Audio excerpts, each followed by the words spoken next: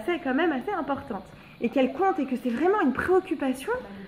Ah ben, exactement. Vous voyez bien, c'est une préoccupation constante chez beaucoup d'entre nous. Il y a même des statistiques qui ont été faites et qui ont prouvé que la plupart de la population, je crois que c'était la population française, pensait 10 heures par jour à la Parnassa, quoi. Enfin, d'accord? Donc, on sait que c'est quelque chose d'important et je me suis dit pourquoi pas l'aborder aussi pour aussi justement faire la part des choses et puis se connaître soi-même. Vous allez voir que c'est très intéressant parce que ça touche à la connaissance de soi. Enfin, j'espère que vous trouvez ça intéressant. Quand c'est Rosh Hashanah, on sait bien que c'est décrété, on prie, et d'ailleurs vous avez remarqué à chaque fois que c'est le Mizmor de la Parnassa, c'est tout le monde qui veut l'acheter, là d'un coup on n'a pas d'argent, mais on est prêt à en mettre pour avoir cette fila-là et tout ça, donc c'est important. Et donc à Rosh Hashanah, c'est décrété, donc ok, mais on sait aussi qu'on va travailler en général. Bon, on se dit, je vais quand même faire une ishtablout, quelque chose, même si mon mari est au kollel ou quoi, je vais quand même essayer d'aller travailler si je suis une femme, bon, chacun il va faire ce qu'il peut pour gagner sa vie. Et c'est de cette partie-là dont on va parler en fait. Évidemment qu'Hachem il décide pour nous, mais en fait, ça c'est ce que j'ai écrit dans la première partie du cours. Oui, c'est dans la partie Shtadlout dont on va parler, c'est la partie psychologique de la Parnassa, c'est celle qui nous concerne. Mais en fait, en y réfléchissant, je me suis dit, mais en fait, Hachem, il veut toujours nous donner. C'est un donneur, Hachem. Il est là, il est prêt à nous faire tomber la bracha. Mais nous, si on ferme le robinet, il n'y a rien qui descend. On est d'accord. Donc aussi, c'est important de se comprendre et de savoir qu'est-ce qui se joue à l'intérieur de nous au niveau inconscient pour comprendre pourquoi je travaille tellement. Et la Parnassa, elle vient pas facilement. C'est dur. Alors que je vois le voisin d'à côté, bon, même si j'ai pas trop le droit de le regarder, de temps en temps, mon œil un petit tour par là, hop, et qu'est-ce qu'il voit? Eh bien que franchement, il n'a pas beaucoup plus de diplômes que moi, il n'est pas en train de suer, lui, c'est pas franchement une flèche, même pas une lumière, et pourtant, ça va quoi. Alors pourquoi moi je dois trimer tellement? C'est quoi l'explication? Il n'y a pas d'explication logique. Et c'est intéressant parce qu'effectivement, il n'y a pas d'explication logique, en fait, il n'y a pas d'explication visible pour les yeux. Tout va se jouer dans mon inconscient. C'est-à-dire que la relation que je vais avoir avec l'argent, ça va être une relation qui va me mettre en reflet, ça va être mon miroir en fait, pour mieux me connaître. Comme chaque chose d'ailleurs dans la vie, mon couple, ça me permet de me connaître mieux, mes enfants me permettent de me connaître mieux. Si je prends tous les éléments de ma vie de cette façon d'ailleurs, je vais forcément grandir, évoluer, mieux me comprendre et casser des barrières et casser des limites. D'accord ? Mais donc là, c'est vraiment le miroir et le reflet de ce qui se joue à l'intérieur de moi. Et c'est pas visible pour les yeux, puisque ça se passe au niveau inconscient. Alors, pourquoi maintenant on a peur comme ça on va dire de perdre de l'argent ou de ne pas en gagner, ça semble complètement logique, donc je ne vais pas trop m'étendre sur ce sujet, je vais plutôt parler de la peur de gagner de l'argent. On va dire, comment ça, peur de gagner de l'argent? Ça colle pas, non, je veux dire la peur d'en perdre, mais... Alors, on va en parler parce que oui, il y a cette peur d'en gagner. Et pourquoi la peur d'en perdre est tellement importante aussi, je vais quand même dire un mot là-dessus, c'est qu'en fait, dans chaque être humain, il y a ce besoin de sécurité. Il y a eu un psychologue, Maslow, il avait fait une pyramide justement qui détaille tous les besoins primaires de chaque être humain. Et donc on voit que dans sa pyramide, il y a le besoin de sécurité. On a tous ce besoin de se sentir en sécurité. Et quand on aime, évidemment, alors encore plus l'homme, et même à l'époque on va dire... si on devait schématiser à l'époque archaïque, on dirait « Ah mais l'homme c'était celui, dans nos esprits comme ça archaïques, qu'est-ce qu'on dit? Ah non mais l'homme c'est celui qui va aller chercher le gibier, la femme c'est celle qui s'occupe des enfants, qui fait à manger, qui fait cuire le gibier, ainsi de suite. » Donc l'homme il a ce souci de mettre sa famille en sécurité, c'est comme ça qu'il voit les choses, c'est son rôle. Mais c'est encore une fois, c'est au niveau archaïque, c'est-à-dire que même maintenant qu'on est dans une génération où on ne court pas le gibier en général, mais eh bien l'homme va quand même avoir ce souci-là de mettre tout le monde en sécurité. Et c'est très fort en nous. On a besoin, c'est la première préoccupation en fait. D'abord que je me sente en sécurité, que je sais qu'il ne manque rien à personne, qu'il y a de quoi manger, qu'il y a de quoi se vêtir, qu'il y a où habiter, qu'on va avoir chaud en hiver. Et ensuite, je peux réfléchir à mon épanouissement. Mais vraiment, ce besoin de sécurité, il est là. Donc c'est pour ça que c'est dans la tête de tout le monde. C'est important quand même de le savoir. Il ne faut pas se dire non mais je suis matérialiste. Parfois on s'en veut, surtout quand on est dans la Torah ou quoi. On se dit non mais ça ne va pas avec la Torah. Et on va les voir. Ça c'est des idées qu'on peut se faire, mais voilà. Ah non, mais si je suis dans la Torah, c'est trop matériel, c'est trop ci, c'est trop ça. Mais non, mais c'est normal de s'en soucier puisque c'est un besoin inconscient qui est en chaque être humain. Et si je n'ai pas ce besoin, il faut vérifier, il y a quelque chose de quand même pas très à vérifier. Parce que c'est normal d'avoir besoin de se vêtir, besoin de se réchauffer, besoin de sentir que tout le monde, personne ne manque de rien. Maintenant, pourquoi on a peur parfois de gagner de l'argent? Alors là, on va dire de gagner de l'argent, bah attends, là t'es en sécurité, voilà, tu réponds à ton besoin. Pourquoi tu aurais peur d'en gagner? Eh bien, alors je vais vous raconter une histoire d'abord d'une patiente, pour un peu illustrer, mais là c'est au cas par cas évidemment pour chacun, mais j'ai trouvé cette histoire intéressante. C'est une patiente qui a énormément souffert dans son enfance du manque de moyens. Il y avait parfois, elle me racontait qu'il n'y avait pas à manger dans le frigo. Elle allait dormir, le ventre vide, c'était très dur à vivre évidemment. Elle vivait avec la faim. Et quand il y avait quelque chose à manger, c'était waouh quoi. S'il y avait un repas, mais quand même raconter les repas, je vais pas tout vous raconter parce que voilà, mais c'est un peu triste et c'est un peu dur. Mais ça veut dire quand il y avait même un petit repas qui peuvent sembler pour nos familles un peu primaire, pour elle c'était la fête. Bon, au moins elle appréciait. Mais ce qui se passe, c'est qu'elle s'est battue justement. C'était sa revanche sur la vie, comme ça peut arriver souvent, pour gagner ses fruits de son argent et sentir que ça y est, elle est sortie d'affaires. Et bah, au Hachem, ça a fonctionné, elle s'est vraiment acharnée et elle est devenue vraiment multimillionnaire. D'accord? Maintenant, malgré le fait qu'elle ait vraiment de gros moyens, elle ne se sentait pas libérée, elle se sentait toujours sous pression et elle comptait chaque sou qu'elle dépensait. Alors, évidemment que compter, c'est pas mauvais, hein, mais quand ça devient extrême et quand on sait que, même elle sait qu'elle était quand même bien à l'aise, pourquoi se réduire comme ça? Pourquoi lâche-toi, vis normalement, vis bien, allez, maintenant tu arrives à quelque chose, détends-toi, pourquoi t'es pas détendu? Et en fait, alors ce qui est important, c'est d'analyser un petit peu évidemment le passé, puisqu'on est tous le fruit de notre vécu, de nos expériences, de l'interprétation qu'on a de notre vécu. Et dans son histoire, en fait, ce qui est apparu, d'abord, je lui ai posé une question très simple. Je lui ai demandé, je lui ai dit, mais à quel moment vous pensez que vous vous sentirez en sécurité? Parce que maintenant, vous avez vous-même, vous me dites, vous êtes multimillionnaire. Très bien. Mais alors, est-ce que vous là, vous sentez en sécurité? Elle me répond non. Et je le savais, enfin, c'était très clair. D'accord. Qu'est-ce qui va faire que vous vous sentirez en sécurité? Parce qu'on peut avoir même des millions, des milliards, on ne va pas forcément se sentir en sécurité si nous-mêmes, pour nous-mêmes, on ne s'est pas fixé des objectifs. Donc, c'est quoi pour vous être en sécurité? Et elle m'a répondu, elle avait un enfant, elle m'a dit, ce serait d'avoir une maison à moi, une maison pour mes parents et une maison pour mon fils. Si j'ai ces 3 maisons-là, alors là, déjà, je sens que ma tension descendra. Très bien, alors, qu'est-ce que vous attendez pour les acheter, ces maisons? Parce qu'elle pouvait les acheter. Pourquoi? Ah ben non, en fait, j'ai voulu acheter. J'ai acheté un petit studio, oui, mais il est loué, il a moi, mais bon, c'est pas vraiment ma maison. Et en fait, quand j'ai voulu acheter ma maison, ça s'est bloqué. On m'a découragée, du coup, j'étais paralysée, j'ai pas réussi. Et en fait, j'avais cette peur-là, et je sentais une peur. Je me dis, mais de quoi? De quoi? Tout simplement, une question bête, de quoi avez-vous peur? J'ai peur de rien, non, je sens pas que j'ai peur. Mais bon, vous sentez pas que j'ai peur. Et puis, vous savez, la gestuelle est très importante. Vous la voyez se tendre les mains, vous la voyez tendue. Vous êtes sûr que vous n'avez pas peur? Non. D'accord. Et donc, je lui dis, mais alors, pourquoi maintenant ne pas les acheter ces maisons? Elle me dit, vous comprenez, mes parents n'en ont jamais eu de maison. Donc, moi, maintenant, si je viens et je leur achète, je sais pas. Et alors, le blocage était là, vous l'aurez compris. Le blocage était là. C'est-à-dire que, en fait, quelque part, d'acheter une maison à ses parents, ça voulait dire quoi? Ça voulait dire, je prends moi la place du parent. C'est toi le parent qui est censé. Et je veux pas te faire de l'ombre. Je veux pas empiéter sur ton territoire de parent. Je veux pas t'enlever ce qui te reste. Quelque part, tu n'as pas pu peut-être subvenir à tous mes besoins. Déjà, je suis pas à l'aise avec ça. Si en plus j'arrive et que je t'achète la maison, c'est comme si je prenais ta place et j'étais au-dessus de toi. Je peux pas. Donc, elle se bloquait pour ça. Donc, maintenant, elle était en conflit intérieur parce que d'un côté, ce qu'il allait mettre en sécurité et qui allait la détendre, c'est d'acheter ces maisons-là, d'accord? Mais de l'autre côté, d'acheter cette maison, ça voulait dire, ça allait à l'encontre de sa croyance interne. On va voir le mot croyance qui veut dire. Ça voulait dire, je prends la place du parent. Donc, elle était bloquée, elle était dans une impasse quelque part. Donc, comment on s'en sort? Donc, voilà, pourquoi, donc, je reviens au début, c'est justement pour vous préciser ce que ça signifie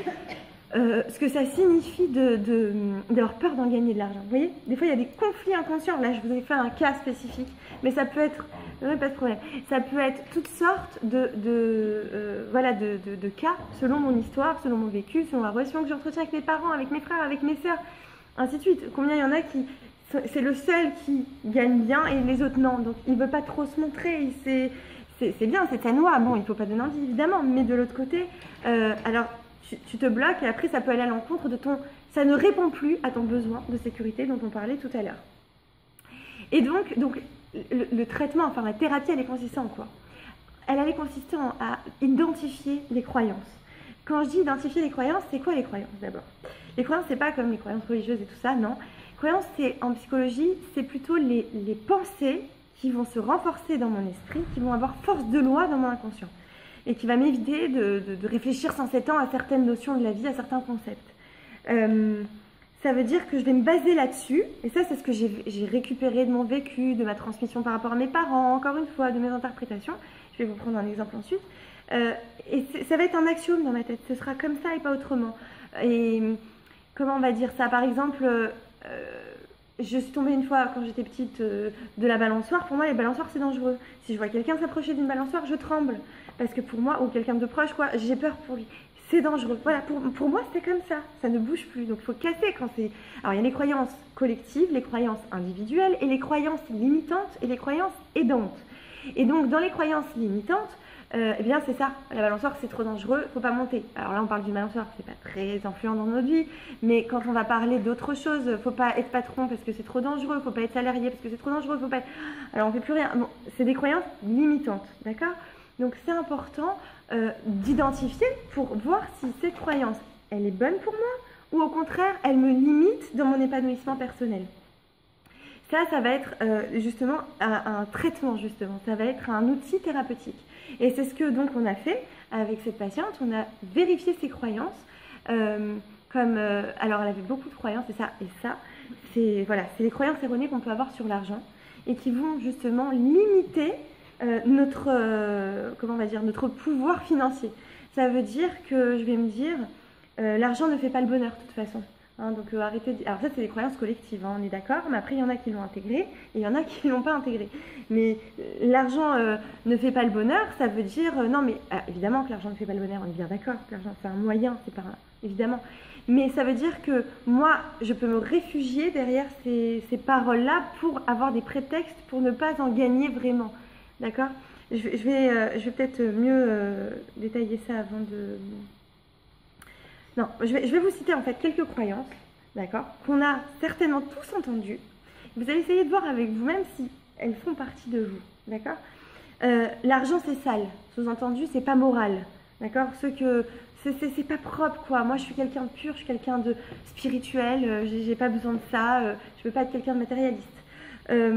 L'argent c'est la racine de tous les maux.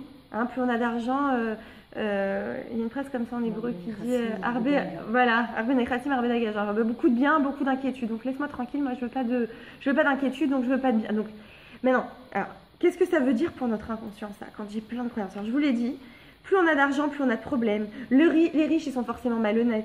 De toute façon, moi je suis pas assez bon pour faire de l'argent. Vous pouvez pas faire confiance aux gens qui ont de l'argent. Non, laissez tomber, c'est des gens pas honnêtes, ils ont l'habitude de magouiller, hein. Sinon voilà, c'est comme ça que ça marche. Vous avez besoin d'argent pour gagner de l'argent, il n'y a que l'argent qui fait fructifier. Ouais, toutes ces croyances-là, il n'y a pas assez d'argent pour tout le monde de toute façon, donc moi je fais partie de la tranche moyenne, eux ils font partie, bon, ce ne sera pas pour moi, c'est pas grave. Qu'est-ce que ça envoie comme message à mon inconscient? Ça envoie un message d'où? D'abord, exactement, je suis pas capable, et ça veut dire aussi, ça veut dire l'argent c'est pas bon quoi. C'est mauvais. Donc pourquoi maintenant je vais travailler, je vais bûcher, je vais pas gagner, je vais m'auto-saboter en fait. Mais forcément, puisque mon inconscient, qu'est-ce qu'il repère? L'argent, c'est dangereux. Donc il va pas m'aider à en gagner. Parce que vous savez que quand on est en accord entre le conscient et l'inconscient, quand j'ai pas des croyances limitantes comme ça, eh bien, dans ma vie, j'attire à moi les bonnes choses, mais je me rends même pas compte, c'est naturel. Pourquoi? Parce que c'est comme si tout mon système nerveux, il se met en œuvre pour m'aider à aller vers le but que je me suis fixé. Maintenant, si moi j'envoie comme message... Voilà. Ouais.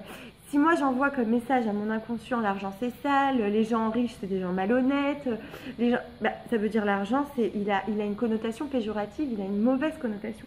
Donc forcément que je vais me tuer pour travailler parce que je veux pas, j'ai ce besoin de sécurité dont je vous ai parlé, j'ai un conflit intérieur. J'en veux en gagner d'un côté, mais de l'autre côté, ça colle pas avec moi, ce que je me fais comme idée de moi. Moi je vais être quelqu'un de bien, moi je veux pouvoir m'apprécier, moi je veux pouvoir m'aimer donc. L'argent, tu la laisses loin de moi, s'il te plaît. D'accord? Donc c'est pour ça, quand on en revient aux voisins, d'à côté qui lui gagne alors que bon, c'est pas une flèche, bah ouais, mais lui il a peut-être pas des mauvaises croyances sur l'argent. Autre chose aussi, c'est la valeur personnelle.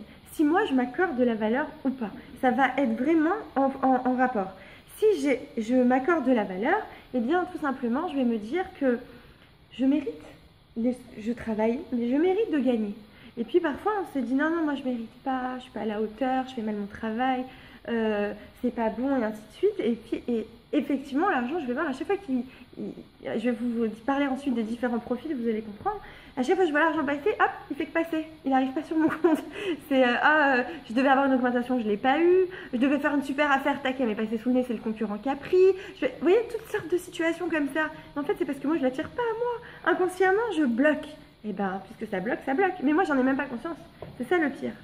Ça c'est très vicieux, ouais. C'est très douloureux parce qu'après j'en veux à la terre entière après. Je porte accusation contre celui qui a pas pris mon affaire, celui-là il est méchant, celui-là il est ci, alors que tout commence à l'intérieur de moi et tout finit à l'intérieur de moi. Ça veut dire qu'en fait, toute ma réalité, c'est le reflet de ce qui se trame à l'intérieur de moi. Donc moi, je suis moi-même cohérent avec moi-même et moi, mon extérieur le sera. D'accord? Même si je n'ai pas conscience, si je vois des incohérences dans ma vie, il faut que je regarde à l'intérieur de moi ce qui cloche. Il y a forcément une incohérence quelque part. Pas grave, ça ne veut pas dire que je suis pathologiquement atteinte ou que j'ai quelque chose de grave, pas du tout. Ça veut simplement dire que j'ai des croyances qui sont, comment on va dire, en désaccord. Elles sont incohérentes les unes avec les autres. Elles sont en... Ouais, elles se disputent quelque part. Donc forcément, dans ma réalité, ça ne va pas coller. D'accord? Et ça, on retrouve ça dans tous les domaines. Hein. J'ai choisi ce soir de parler de la parnassa, mais j'aurais pu choisir autre chose. C'est pareil, sur tous les domaines, en fait, tout ça, c'est comme une pièce de théâtre qu'on est en train de jouer. Et en fait, c'est pour nous aider à comprendre ce qui se trame à l'intérieur. C'est tout. C'est des outils, tout ça. Donc, en réalité, l'argent, il est neutre. Il n'a aucun pouvoir en lui-même. Aucun. C'est nous qui allons lui donner du pouvoir. Parce qu'en réalité, il n'a ni le pouvoir de créer du bien, ni celui de créer du mal. D'accord? C'est moi ce que je vais en faire avec ma personnalité qui va faire qu'il est bon ou qu'il est mauvais, ou qui va me rendre bon ou mauvais. C'est moi quelle place je lui ai donné dans ma vie. Si moi j'ai choisi d'en faire un dieu, c'est mon problème. C'est que moi j'ai un problème, mais l'argent il est pour rien là-dedans. Voyez? Si moi j'ai décidé au contraire d'en faire un outil et juste d'améliorer ma qualité de vie et de donner plus en tant qu'homme à ma femme et mes enfants, ou en tant que femme à mon mari, enfin d'améliorer notre qualité, mais pouvoir passer du temps par exemple à mes enfants, ça l'hiver, et je suis avec mes enfants, mais c'est que du bon. D'accord? Si ça me permet d'être maman et de prendre une femme de ménage et moi d'être avec eux, pourquoi pas? Enfin, où est le mal? Il n'y en a pas. Donc, l'argent, c'est un outil d'échange ou de transaction de biens ou de services. Et ça permet d'exploiter notre potentiel. Oui, qu'on le veuille ou non. Parce que quand on est tout le temps tendu pour comment je vais en gagner, pour satisfaire ce besoin de sécurité, évidemment que je ne vais pas pouvoir penser à l'épanouissement, à la réalisation de mon potentiel. Je suis à fond dans l'attention, quoi. Donc, et puis dans les besoins primaires. Donc, j'ai pas l'esprit disponible pour penser à me développer au niveau de ma créativité. On est d'accord? Donc, on est tous d'accord pour dire que l'argent, ça n'achète pas l'amour, ça n'achète pas le bonheur, ni une place dans la vie, ni la reconnaissance, ni la sécurité. On est tout à fait d'accord là-dessus. Ça, c'est par ma personne, par ma personnalité, par mon être, par ma construction personnelle que je pourrais l'avoir. Certainement pas partout par l'argent, quoi. Certainement pas. L'argent, il n'achète rien en réalité, il n'achète que des moyens. D'accord? Faut bien s'en rappeler. Donc, il faut arrêter de lui donner un pouvoir aussi grand, parce que c'est vrai que là, c'est trop de pouvoir. Maintenant, ce qu'il faut savoir, c'est que l'argent, c'est un concept, c'est une nominalisation. C'est à nous de voir comment on le voit dans notre inconscient.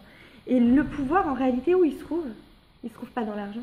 Il se trouve dans l'attitude mentale ou dans les croyances que je peux avoir face à ce concept-là de l'argent. Autrement dit, les relations que je vais entretenir avec ce concept va déterminer mon rapport à l'argent et ce que je vais en faire et ce qui va me faire devenir ou pas devenir. Ce qu'il y a, c'est qu'il y a des raisons, voilà, il y a des raisons vraiment, comme on vient de voir, vraiment profondément psychologiques à la relation que nous entretenons avec notre parnassa. Et en fait, c'est lié aussi à l'angoisse que je vais avoir par rapport à l'argent, à comment je vais visualiser cet argent, comment je vais le voir.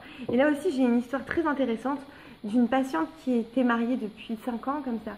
Et elle n'arrivait pas. Ça veut dire qu'elle venait d'un milieu aisé, quand même. Et elle s'est mariée. Et puis, Elle avait dit en se mariant, moi je m'en fiche de l'argent.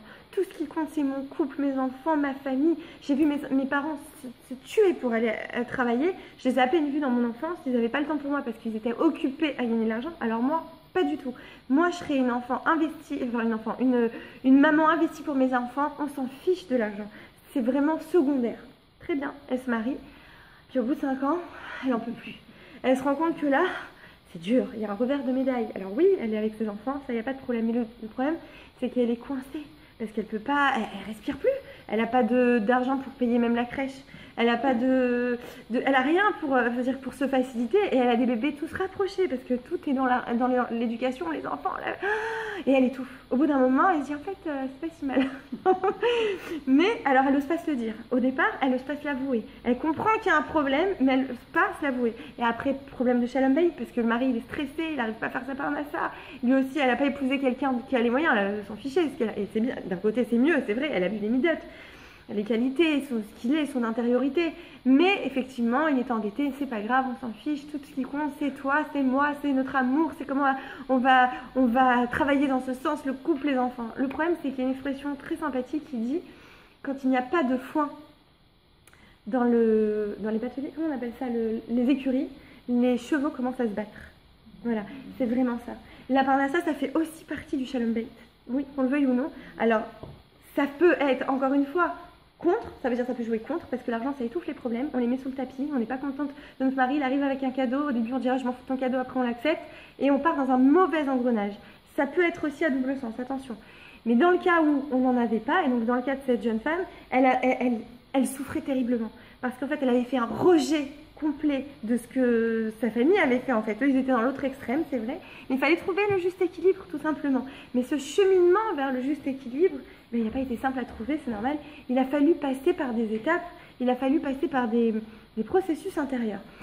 Et alors, ce qui était très intéressant dans son cas, c'est pour ça que j'ai choisi de vous le raconter celui-ci ce soir, c'est que, en fait, dans son histoire, elle avait les parents divorcés.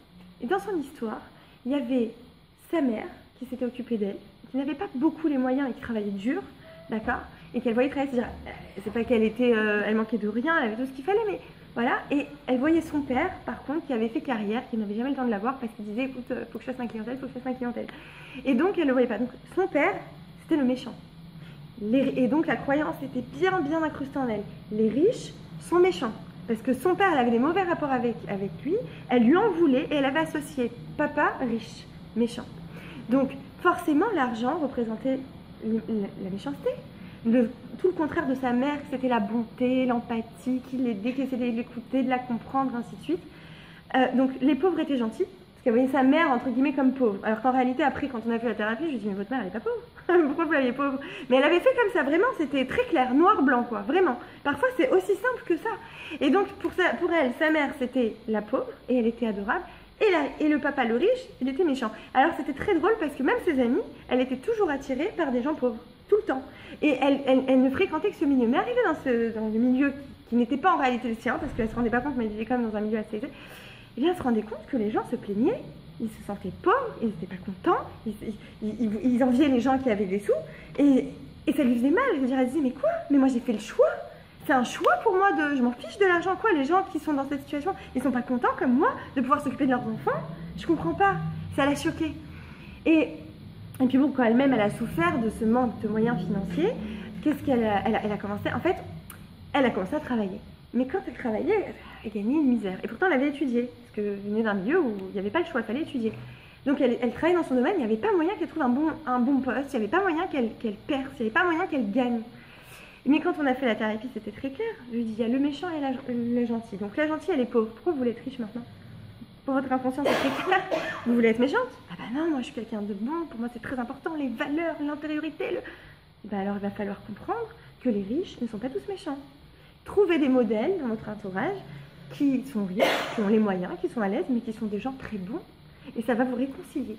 Et effectivement, on a fait tout un processus pour pardonner justement son papa et pour dissocier la richesse de la méchanceté et pour dissocier son père de tout ça, parce qu'il fallait aussi pardonner son père et ainsi de suite.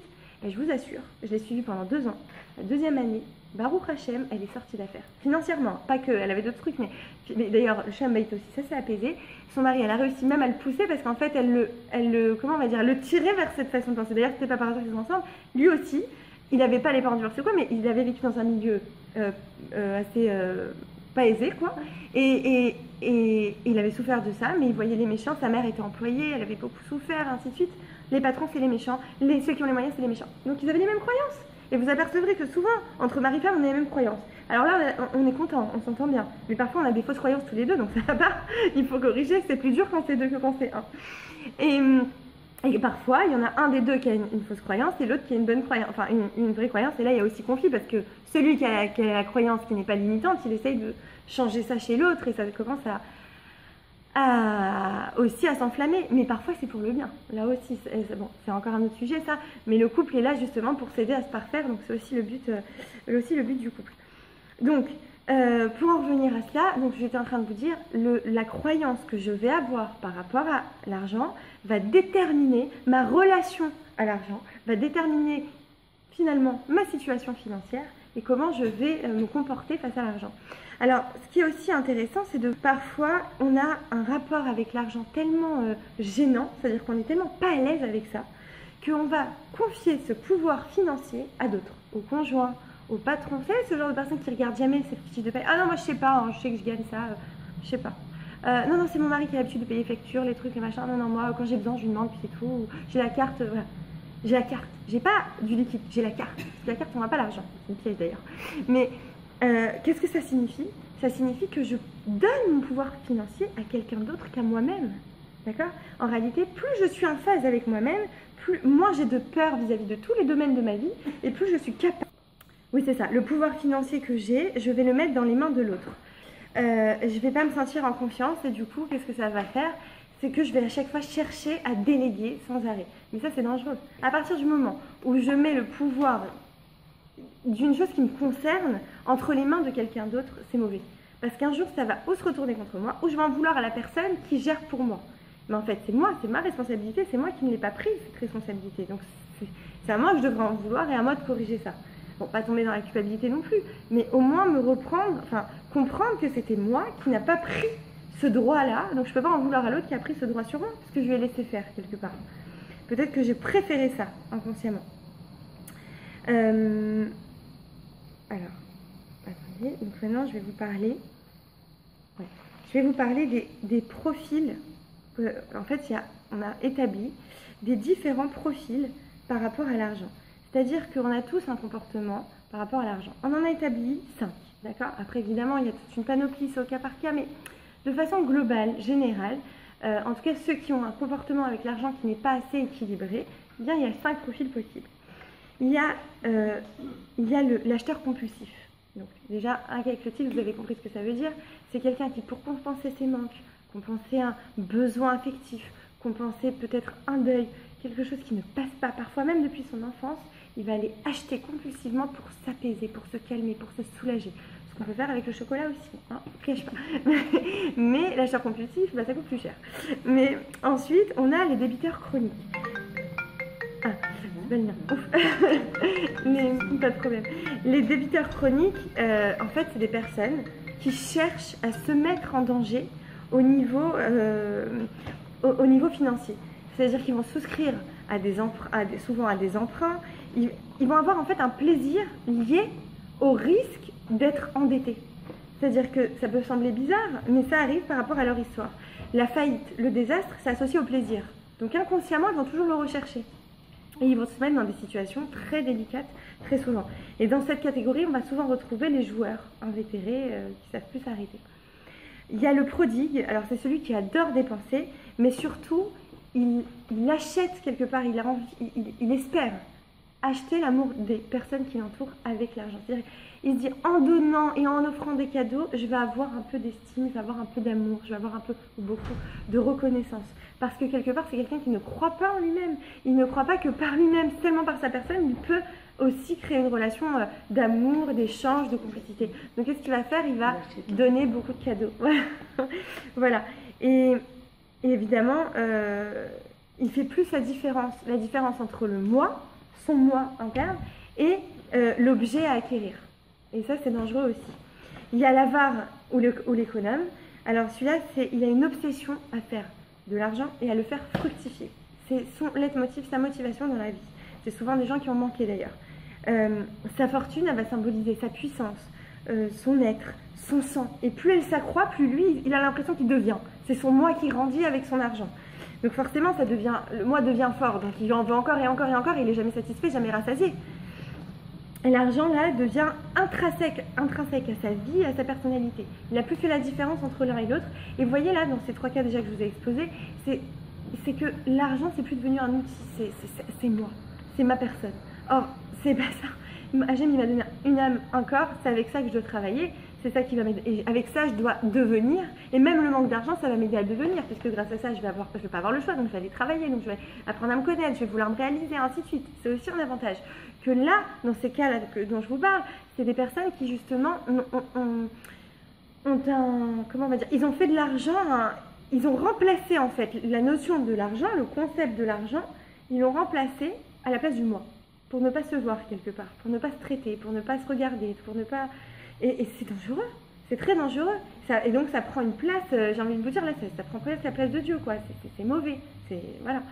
C'est pas le but. Le but, c'est qu'on se connecte à nous, qu'on se connaisse nous, qu'on évolue. Et là, c'est l'argent qui fait tout ça.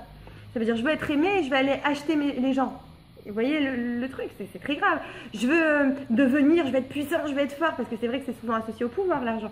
Ah, je vais être puissant, je vais là, alors je vais faire fructifier. Mais c'est pas l'argent que tu dois faire fructifier, c'est toi. C'est toi que tu dois faire grandir, évoluer, connaître. Et ensuite, il y a l'anorexique financier. Alors lui, il est paralysé par rapport à l'argent. Tant par le fait d'en dépenser que par le fait d'en gagner. Ça veut dire qu'il est incapable, par exemple, ça va être le genre de personne qui va être incapable de se vendre en entretien. Il n'arrive pas. Il est tellement bloqué à l'idée de devoir s'évaluer et de réclamer un salaire qu'il n'en parle jamais. Voilà, je ne veux pas en parler. Il est paralysé. Voilà, donc ça, c'est les différents profils qu'on a. Et vous verrez en fait que finalement, l'argent, c'est plus une affaire de psychologie qu'une affaire de mathématiques. Après tout ce qu'on a vu là, vraiment on croit que c'est juste gagner. Pas du tout. Finalement, on voit que ça se joue pas là. Ça se joue bien plus profondément que ça. C'est vraiment, c'est un symbole. Voilà, c'est un symbole. C'est une métaphore. C'est comme je vous disais tout à l'heure, le miroir parfois douloureux de nos peurs, de nos mécanismes de défense développés au cours de notre vie, pour ne pas réaliser nos buts et nos désirs. Alors, pourquoi c'est important ça? Parce qu'on a tous des mécanismes de défense qui se mettent en place, d'accord, pour se protéger, parce qu'on s'est senti agressé à un moment donné de notre vie, parce qu'on s'est peut-être pas senti à la hauteur, et on a tous comme des stratégies de défense. Dès que quelqu'un va nous attaquer, on va tout de suite répondre. Je vais être une impulsive parce que je préfère me défendre. Ou alors je vais faire la petite fille. Je vais dire mais non, mais moi je suis gentille. Pourquoi? Parce qu'en fait, je ne peux pas être attaquée. Chacun, il a son système de fonctionnement. Et l'argent va rentrer dans ce système de fonctionnement très souvent. Ça va encore jouer dans ce reflet-là. Ça veut dire, parfois, c'est une protection. Je ne veux pas qu'on me juge, je ne veux pas ci, je ne veux pas ça. Je sais que l'argent va me donner du pouvoir, donc comme ça, je serai intouchable. Vous voyez? Donc, encore une fois, c'est un moyen, je l'ai transformé presque en but pour moi, me sentir exister, devenir, être protégée, ainsi de suite. Là encore, c'est là que ça devient l'argent et que ça devient dangereux et que je veux de l'argent partout là du coup et que je dois apprendre justement à encore une fois travailler mon intérieur pour avoir une relation saine avec ce fameux argent, cette fameuse parnassa. Maintenant, il y a aussi comment on va dire, au niveau inconscient, ça va être intéressant aussi de voir par rapport à quelle blessure. Alors j'avais fait un cours sur connaître son être intérieur et nos émotions, tout ça. Et puis je parlais, vous pouvez le trouver sur le blog, j'avais parlé là-dessus de nos 5 blessures. Qu'il y a des théories comme ça en psychologie qui nous disent qu'en fait, on a, comment on va dire, nos douleurs, nos blessures. Vous savez qu'on est tous dans notre invention pleine de blessures ou quoi. Mais il y en a une qui va être dominante. Et donc, on en a 5. Elle se résume aux 5. C'est la blessure du rejet. Donc, chacune va se reconnaître plus ou moins.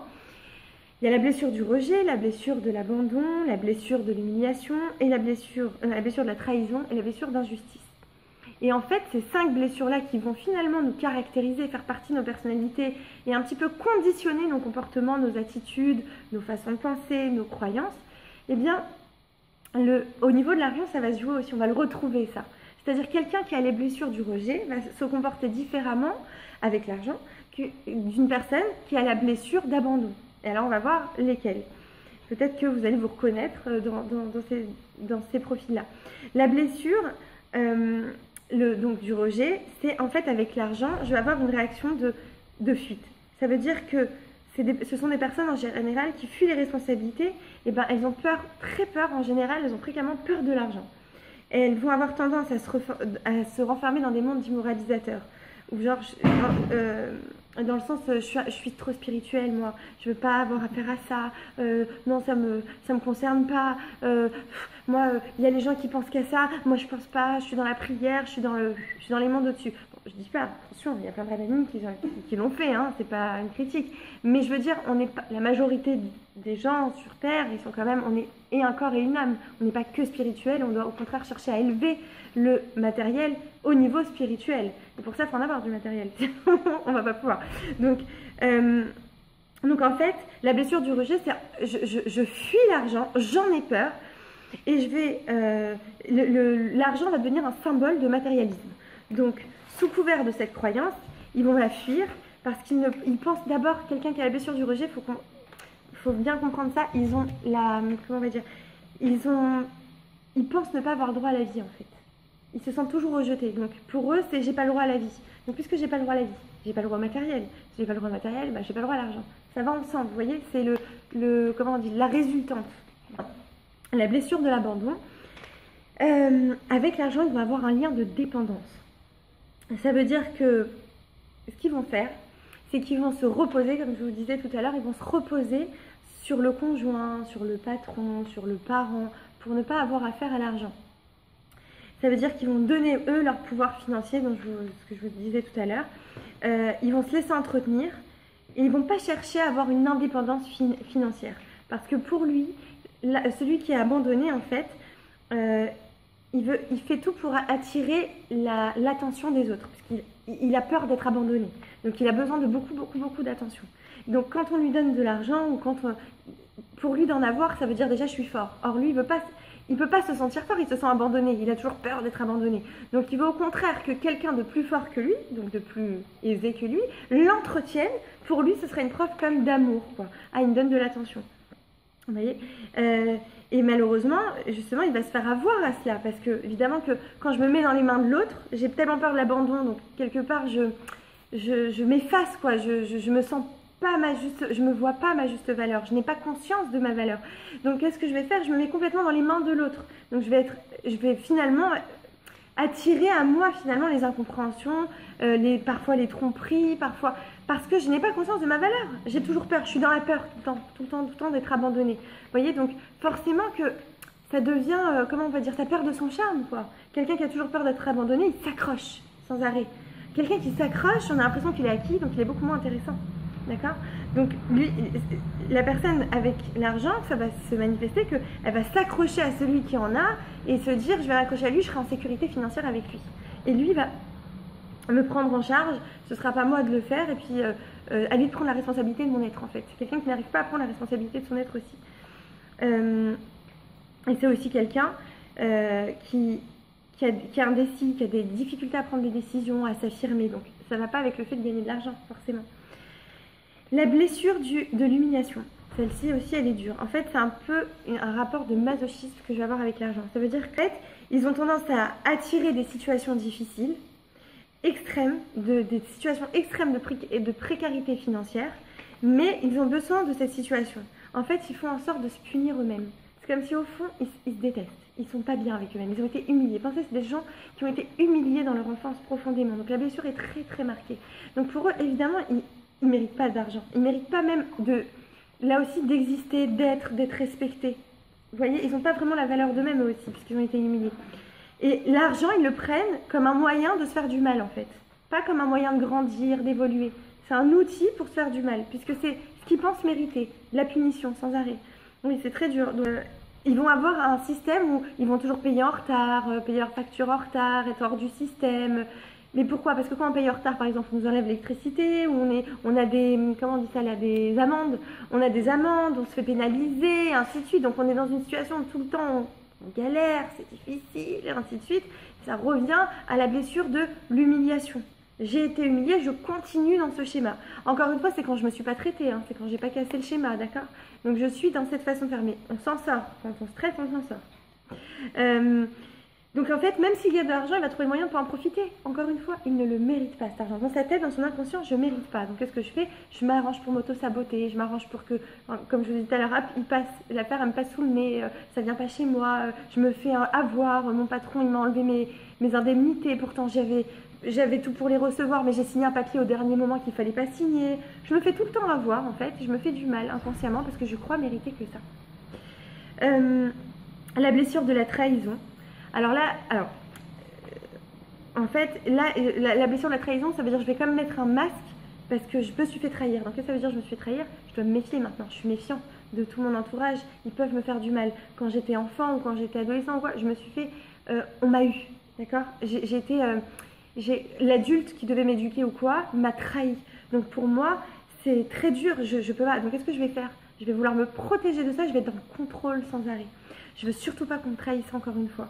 Donc, je vais contrôler toutes les dépenses. Je vais faire très attention. En fait, je vais pas être ouvert, quoi. Je vais pas être détendu face à l'argent. Au contraire, c'est un moyen de me protéger, c'est un moyen de faire attention, c'est un moyen... Et attention, on peut me trahir aussi par rapport à l'argent. Donc, je vais faire très attention à mes biens, très attention à ce que je gagne, très attention... Tout est contrôlé, tout est sous contrôle, tout est... Vous voyez voilà, ils veulent tout prévoir. Évidemment... Et même s'ils ont des sous, ils vont toujours souffrir d'un sentiment d'insécurité, d'angoisse, de stress, tout le temps. C'est associé à l'attention. Voilà, maintenant, la blessure de l'injustice, la dernière, eh bien là, je vais être dans la rigidité. Ça veut dire que j'ai un frein concernant l'argent. Je cherche toujours à être juste avec l'argent. Je te dois ça, je t'ai dit, j'ai qu'une parole, moi. Je te donne ce que je te dois, je te l'ai dit, je te le donne. Ok. J'ai un manque de flexibilité pour obtenir des solutions. Voilà. C'est quelqu'un que, si par exemple il est commerçant et qu'il va gagner une bonne somme et qu'il trouve qu'il n'a pas suffisamment travaillé pour avoir cette somme, il va s'arranger pour liquider la somme qu'il ne méritait pas. Il est très carré, très dans la justice, vous voyez, puisque lui, il a eu la blessure d'injustice. Donc avec l'argent, il va avoir un rapport très juste. Tout est dans les règles. Si c'est un patron, les employés seront payés à l'heure. Tout sera bien. Bon, vous allez me dire que c'est pas plus mal, mais ce que je veux vous montrer, c'est qu'il y a un rapport qui n'est pas détendu en fait. Parce quand on réagit par rapport à une blessure, forcément on n'est pas détendu puisqu'on réagit sous le coup de l'émotion. Même si on a l'impression qu'on ne réagit pas du tout sous le coup de l'émotion, qu'on est très raisonné, que tout est sous contrôle et tout ça. En fait non, ça c'est un mécanisme de défense qui s'est mis en place pour me protéger de la douleur. C'est très très malin. Vous voyez comment c'est malin? Parce que nous, on se croit en fait. On se convainc. Non, moi je suis raisonnée, je suis quelqu'un de logique, de pragmatique. Mais en fait, tout ça, ça vient de vous. Parce que intérieurement, j'ai eu mal. Donc je me protège. Donc c'est tout sauf raisonné en fait. C'est totalement émotionnel. Mais moi, je crois que je suis dans la raison. Vous voyez comment c'est fort? Et ce n'est qu'un mécanisme de défense. Ce n'est pas le moi véritable. Le moi véritable, en réalité, c'est l'étincelle, c'est le Tselem Elohim. C'est ce qu'Hachem nous a donné de meilleur en nous. Et c'est que de l'amour, c'est que du pur, c'est que du bon. Mais ce bon-là, si parfois il a été blessé, que j'ai eu mal, qu'est-ce que je vais faire? Je vais mettre une carapace, des écrans, et des écrans, et des écrans pour protéger ça. Mais qu'est-ce qui se passe? J'étouffe à l'intérieur. Le bon en moi, il étouffe, il n'en peut plus. D'accord? Donc en fait, tous ces mécanismes-là me séparent de ce que j'ai de meilleur en moi. Et si je veux vraiment me toucher moi, et en fait toucher la meilleure partie de moi-même, donc toucher Hachem qui est en moi, eh bien il va falloir que je casse ces écrans, que j'apprenne à refaire confiance, que je sorte de ces blessures. Et ça, on peut le savoir par rapport justement à notre attitude face à l'argent. Si j'ai une mauvaise ou une bonne attitude, une attitude tendue, une attitude stressée, une attitude inquiète, une attitude ainsi de suite, je vais pouvoir comprendre qu'est-ce qui se trame encore une fois à l'intérieur de moi. Alors, les pistes de solutions, quand même c'est important, là, je vous ai soulevé tout plein de problèmes, il faut quand même que je vous donne quelques solutions. Alors, pour acquérir plus de richesse, d'accord, c'est quand même le souhait en général de tout le monde, après tout ce qu'on a dit, non, finalement il se trouve que dans nos souhaits inconscients, c'est pas tout à fait ça, mais en tout cas consciemment, on espère tous améliorer notre qualité de vie. Eh bien, il est important de savoir entretenir de bonnes relations avec ce concept, parce que ça nous reste qu'un concept, d'argent ou d'abondance. Alors comment? On va en développant une bonne appréciation de notre valeur personnelle.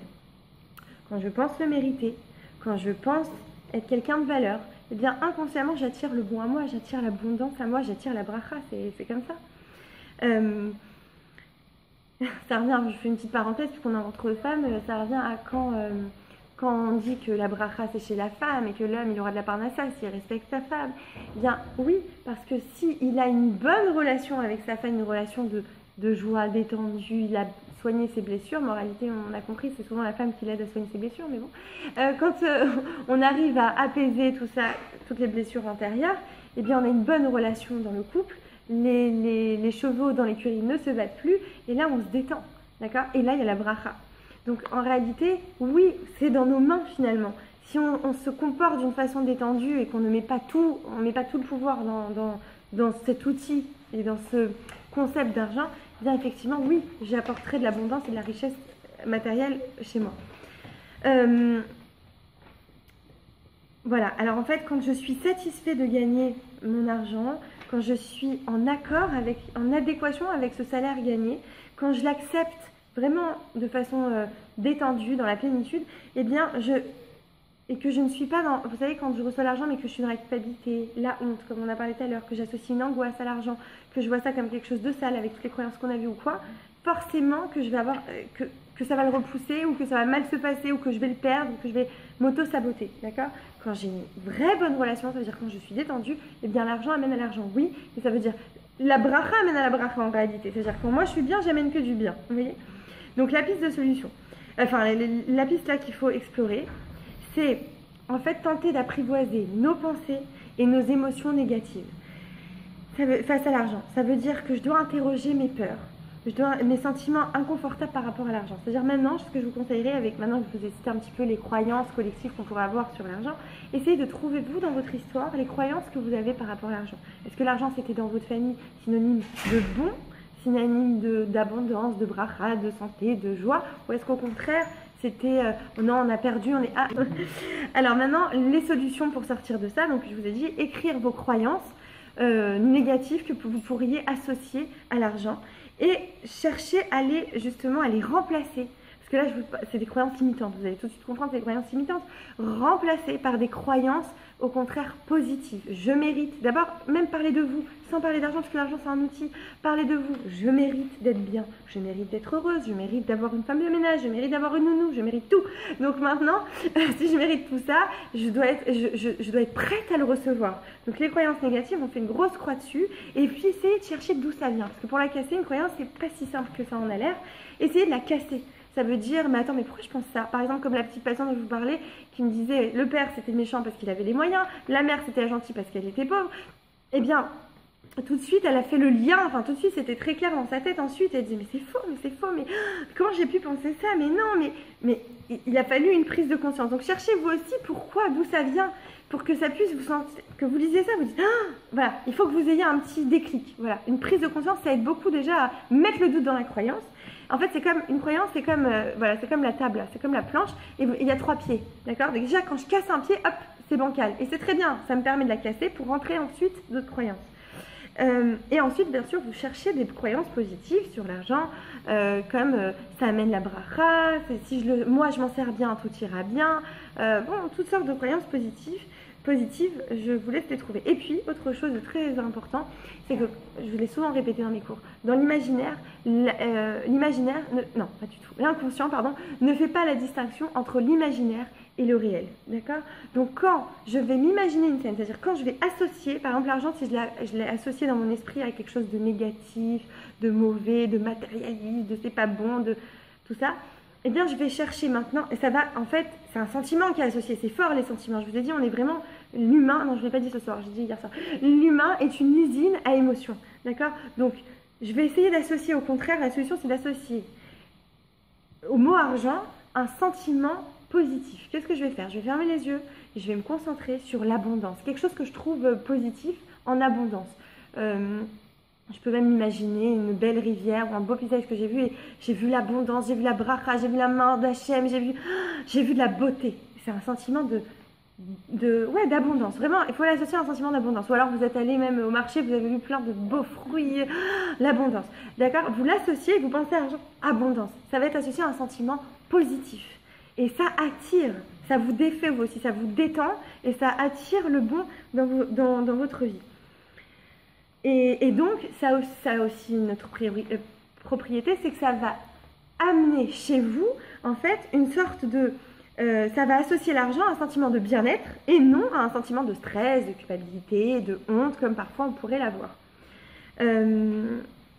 Voilà. Si vous êtes convaincu que la pénurie n'existe pas et que les possibilités sont infinies et que gagner de l'argent n'est pas si difficile, eh bien vous ouvrez les portes à une richesse illimitée. Mais si vous vous dites non, mais dans la conjoncture actuelle, il y a les pays sous-développés, c'est la guerre, il y a les Syriens en France et tout est perdu, il n'y a plus d'argent de toute façon et c'est pour ça, hein, vous êtes sûr que vous n'en gagnerez jamais. Non, mais, ou alors très difficilement, d'accord? Il faut au contraire ouvrir son esprit. Tout commence dans la tête. Comme je vous ai vraiment, cette phrase est importante pour tous les domaines. Tout commence à l'intérieur de moi et tout finit à l'intérieur de moi. Ça veut dire que tout est en moi en réalité. Donc je dois travailler ma tête, mon esprit, mon état d'esprit, ma psychologie, mon psychisme, tout en même temps pour ouvrir les portes de la bracha dans tous les domaines. Amen, oui. Amen. Alors non, on doit améliorer l'image de nous-mêmes, augmenter notre valeur personnelle.